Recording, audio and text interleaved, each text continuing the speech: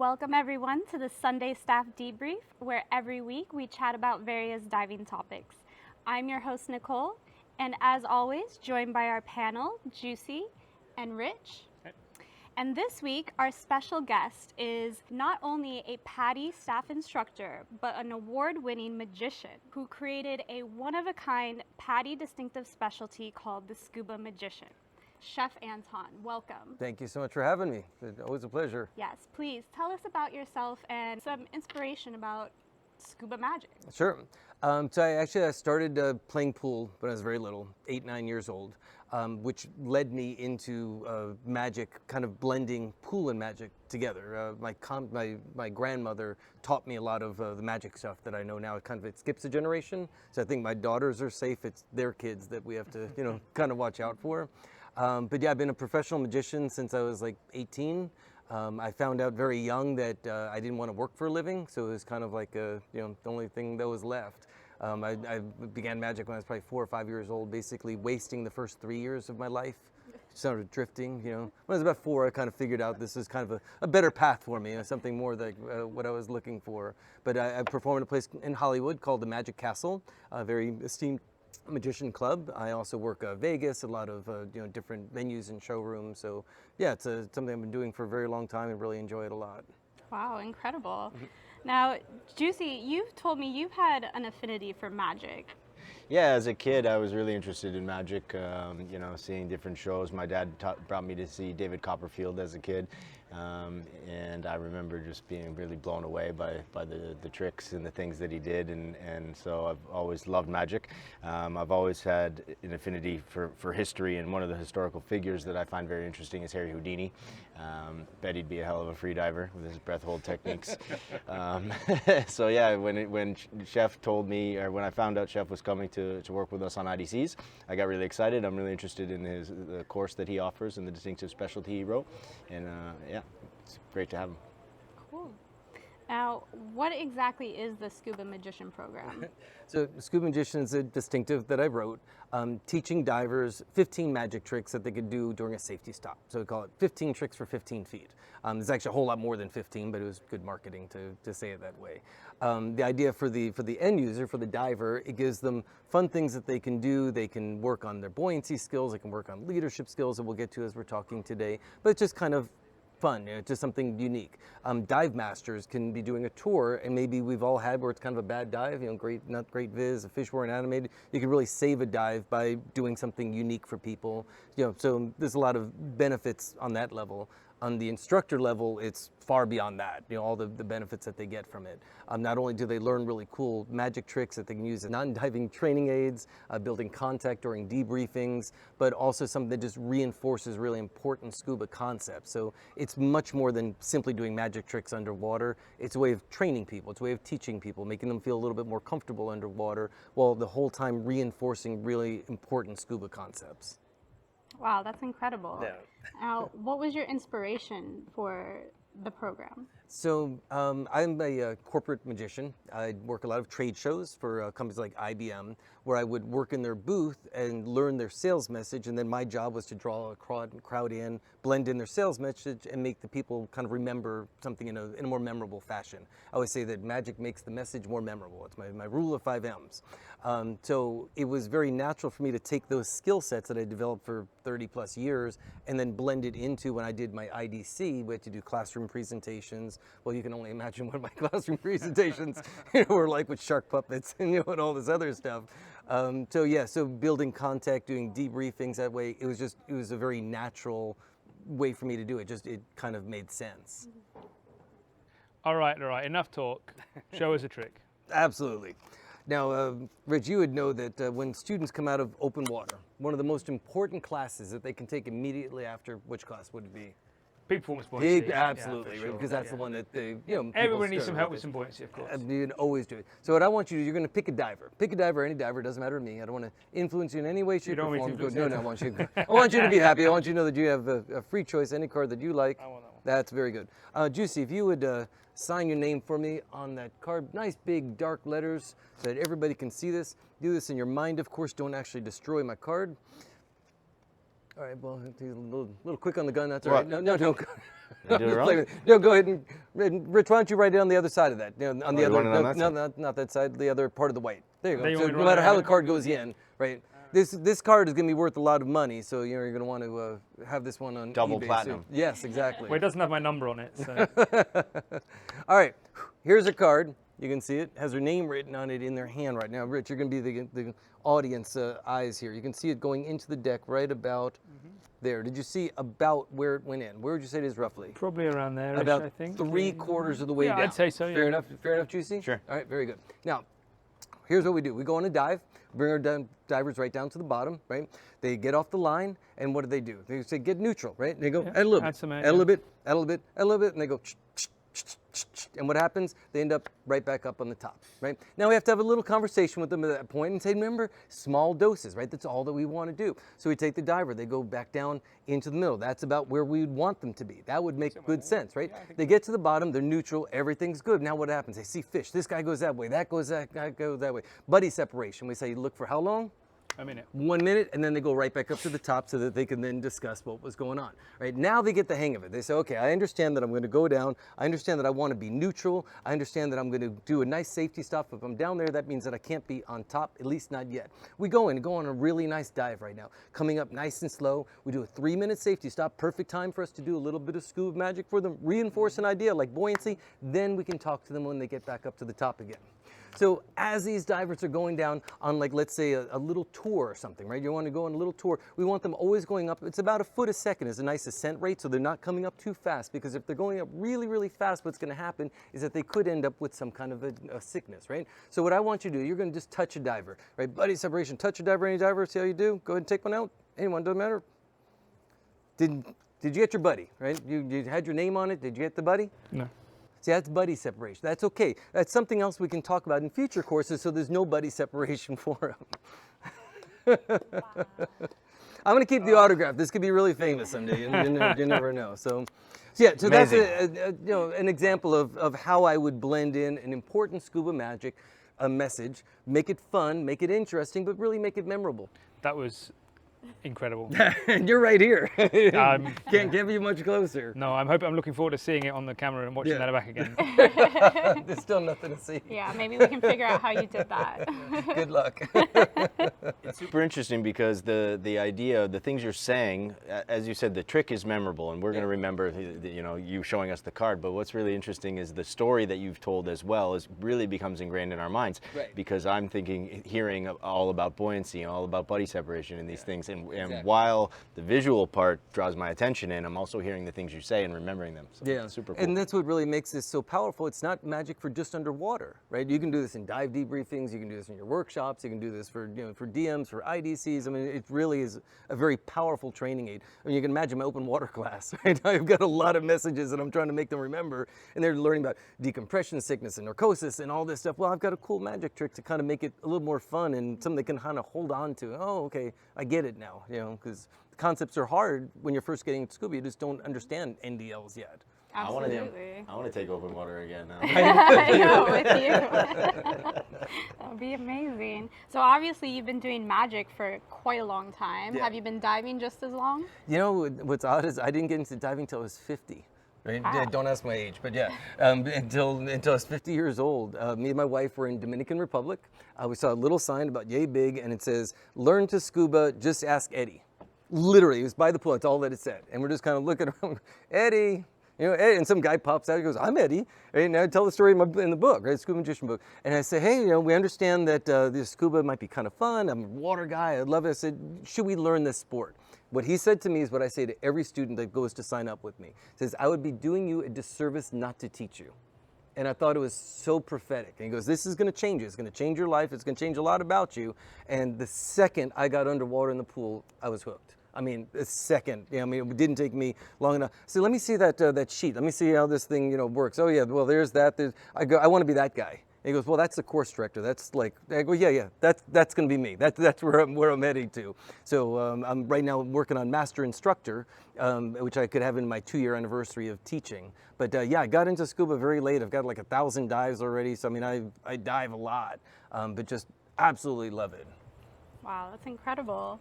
So when an instructor signs up for your course, what do they get? So it's really good. So they get a SCUBA Magician handbook. It's about 100 pages, and it's literally committed to safety, right? Things that you might not think about if you're not doing magic, using props underwater. Are they going to float? Are they going to sink? Working on environmentally safe surroundings, not taking away from a person's dive. A really important concept is that this is to enhance a dive. It's never to detract from what people are doing. So this whole book is covering how to ask for permission underwater, all these different magic ideas with scuba. They also get what I'd like to call the It Ain't Magic kit. Right? It's a little box, an arsenal of non-diving training aids for instructors, but it's got all these props. They're scuba related. They're things like wet notepads, there's carabiners, there's ropes, there's little red balls that I might do a little trick for you a little bit later. And the nice thing about it is I call it It Ain't Magic because once you learn the secrets, it ain't magic to do magic. Right? Contrary to what you might think, I'm not really a wizard, right? I just know stuff that you don't know. Right? I'm a big Harry Potter fan. There you go. I'm expecting you to see your tie or your scarf, whatever it is. Don't want to disappoint you. And I can float though on TV too. Sure.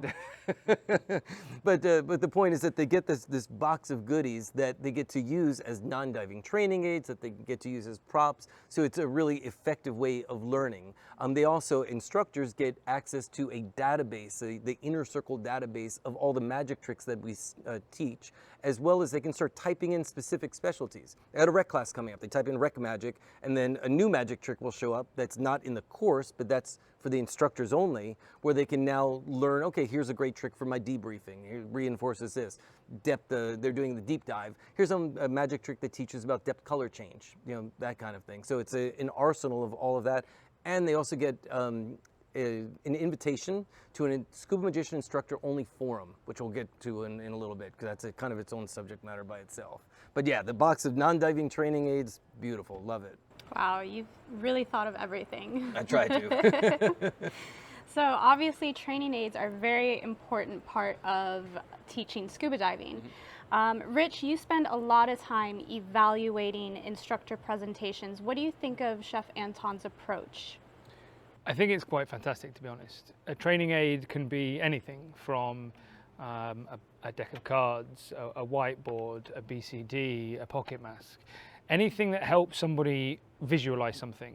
One of the things that we do when we teach scuba diving and teach instructors how to teach those scuba divers is try to get people to picture things a little better. Words aren't always the best things for teaching, so having something where people can see, physically hold, do, and really drive those points home. Like Chef's, when he was doing that trick with the buoyancy thing, I know you were talking about picturing, buoyancy training. Instantly, my mind went to a visualization of some dives that maybe haven't always gone exactly to plan, where somebody is floating it up a little bit and all of a sudden I see the six of hearts, and then we're coming back down and they're getting a bit too much and I'm going, hey, come on, inflate the BCD, and it just takes me right there. And that's the whole point of training aids. It takes you into what it is we're discussing. Now, most of instructors are experts on all of the diving things that we do, but you have to put yourself in the position of the open water student, the advanced open water students who don't know those things yet, and the things that Chef's doing here, they can relate so well to exactly what we're doing and really gets people to picture exactly what's happening. Yeah. A great example of what Rich is talking about is a trick that I like to call the narcosis puzzle, right? We talk to students, water students, about narcosis, right? And they go, what is narcosis? And you might talk to them about like being buzzed, being a little bit unsafe. Well, I've got a magic trick that can actually simulate the effects of narcosis while still on land. A puzzle that they can do, and then you say, now let's imagine that we're doing this trick now 100 feet down. Now do it again, and you give it back to them, and all of a sudden everything is slowed down. They can't quite figure it out. You say, why don't we come up just a little bit? Right? The thing's still in their hand. You come up just a little bit, and all of a sudden they can do it again. And you say, well, that's what happens if you get narked. You can just come up a little bit, and it goes away almost instantly. So the ability to show somebody what the effects are without having to bring them down to 100 feet, very safe, and still accomplishes the goal of showing them that your thinking could get slowed down. Wow. Yeah. That's incredible. Now, Juicy, you've had a chance to check out Chef Anton's specialty outline for the SCUBA Magician. As someone who has also written a specialty and a course director, what are your thoughts on the outline? I was really impressed with the outline. It's very thorough. He's thought of everything. He's a very good explanation of the goals of the course and what he's actually trying to achieve. Some of these things he's mentioned earlier about making people more involved with the environment and Project Aware. He's talking about spatial awareness and interaction with people, communication, all really important aspects of scuba diving. So the outline was really impressive. It's much more in depth than probably most of the specialties that I've written. But it's always cool to look at kind of what things he included. So there's dry workshops related to practicing the magic tricks on land, and then you get in the water and practice them. This is very similar to what we do on IDC courses, where you have dry workshops for confined and open water training, where you kind of walk through and you iron out the wrinkles, and then you get in the water and develop that skill a little bit further. So there was a lot of similarities with the IDC and the approach of how we train instructors. I found it to be really interesting and a really cool spec, and I'm looking forward to doing it when he comes back in October. Yeah, one of the really interesting things about the student taking the course itself is that they're going to start learning instructor qualities, but doing it through magic, right? An open water student, right, as soon as they graduate, well, now they can become a scuba magician, when by the time that they're getting to dive master and IDC, they're actually going to be having practiced a lot of these kind of skills, doing gestures underwater, over-exaggerating nice and slow, because you can't do a magic trick fast underwater, people will get lost. Managing your audience lines, audience management as far as their air consumption, environmental awareness, situational awareness. So think about all these things are the same exact skill sets that are important for like a dive master and above. They're learning this kind of like, I like to compare it to like Mr. Miyagi and Karate Kid. You don't realize how much you're learning until, you get to that point and they're like, oh wow, this is second nature to me. I've been doing this for a while now, but unknowingly. Mm-hmm. Wow. And how long did it take you to develop all of this and develop it into a specialty? It was about a 2-year project, so it was a long time. I had taught my first open water class. I had mentioned that during the IDC and the IE that I kind of did the magic with the message because that was very natural to me, but it wasn't really underwater at that point, right? The very first open water class that I actually taught was a mom, a 13-year-old girl, and a 10-year-old boy. Private class, just the three of them. In the pool, the boy was like merman, right? I mean, this kid was just a stud, like perfect hover the second we got in, going on every skill, first try, and they were struggling a little bit. We get into the ocean, we're doing our dive number 1, so we're doing our controlled descent. The kid, I'm the first one, the kid's gonna be second. We've got the daughter, the mom, and the DM. The little boy gets about a foot or two underwater and loses his mind because it's like very vast. There's a lot of fish. It was a really clear day, so you could see forever. And he just like lost, right? Climbs right back up the rope. If he could have hovered above the water, he would have, right? And he starts crying. He goes, "I'll never go underwater again. I'll never take a shower. I'll never take a bath. I won't do it." Well, that gets the 13-year-old daughter, worked up. That gets the mom crying. They're all kind of losing their minds. It's my first class, and I'm like, "Oh my God, what am I doing here?" So I say, "It's okay." I said, "Well, I'll bring you in, immediately. I want you to relax. I want this. It's got to be fun. If it's not fun, we're not going to do it." And I said, "But the stairs are really busy where we have to. There's like one person on the stairs. Stairs are really busy where we have to go to. So let me show you a magic trick instead. I've got a deck of cards on me." He goes, "Oh, I like your magic because I did it in the pool." So I started the first phase of the trick. Second phase of the trick, I put my hands just under the water, and I said, "Put your face in with the mask on. You'll be able to see so much better. You'll be able to bust me, this way." "Oh, okay." Well, then I kind of started, working my way down the line. The kids going down the line. The mom and daughter are kind of catching on to what's going on. By the time the trick is over, we're about 20, 25 feet down. The boy looks around, looks at his mom, and goes, and just swims off, lays down, and is like, "Okay, what's our first skill?" And that was it. And it was really at that moment that I was like, I've got something for those, antsy divers. I got, something to kind of take their mind off of, what's going on in the moment. And the mom was like, "I've never seen anything like this before." He says, "This is my first time doing scuba. I don't know if this is how all classes are taught, but what I just saw was amazing. The transformation was amazing." And that's right after that is when I said, "Okay, full bore, I got to turn this, I got to share this one with the world because there's valuable information here beyond just doing a magic trick for somebody, Absolutely. So you've talked about the nonverbal communication. Can you give us an example of that? Yeah, it's such an important skill, right? As an instructor, we need to be able to talk to our students. So I've got a little game for you guys. Got 3 pieces of paper. Rich, have you take any one that you want. Juicy. And for you, flip them over and you'll see that they're numbered 1 through 3. So Rich is going to lead. Who's got number 2? You got number 2, and then you're going to be the last person. I'm going to set the scene. We're at a safety stop. And now you're gonna read that, and you have to emote that to them, and they're gonna see if they can figure out what it is, the message is that you're trying to tell them. Okay. So this, You're at a safety stop. so non-verbal. Non-verbal. Okay. You just read what it says.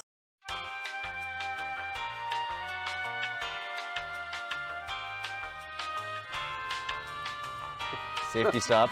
Okay. 3 minutes. Yeah. Magic trick. You're about to perform a magic trick on your safety stop. I mean, it's close enough, Yeah, no? yeah, of course. He's asking for permission to do the magic trick. Do you during wanna the see a safety- magic Because trick? you never force magic upon somebody. You ask for permission. It's something that's talked about in the book. But you might run into divers on a safety stop, and now you're gonna see if they want to see something. Nothing more obnoxious than not wanting to see it, and then you're trying to like force it down their throat. Okay, so now we're into the magic trick. Juicy, you're next. So this is like. 3. Oh, you're 3. Okay, you're next. Yeah. So you can read what yours says. It's a continuation, right? Ooh, this one's harder. I know it His is. was so easy. Wait till you get to Juicy's. Platinum course director should be easy. Yes.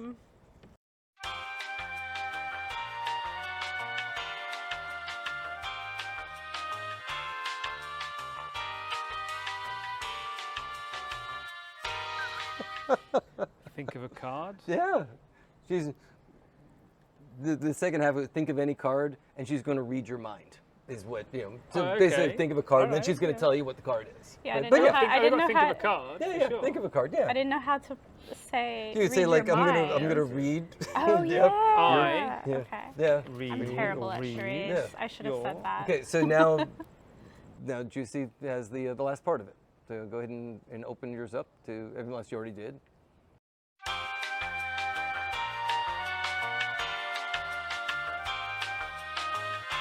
You deal. Ideal king golf swing. Grip. Yes. Select the club.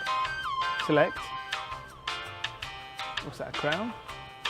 Okay. Remember King. where the lead-in was that she's saying. You selected the king of clubs. There you go, nice. There we go.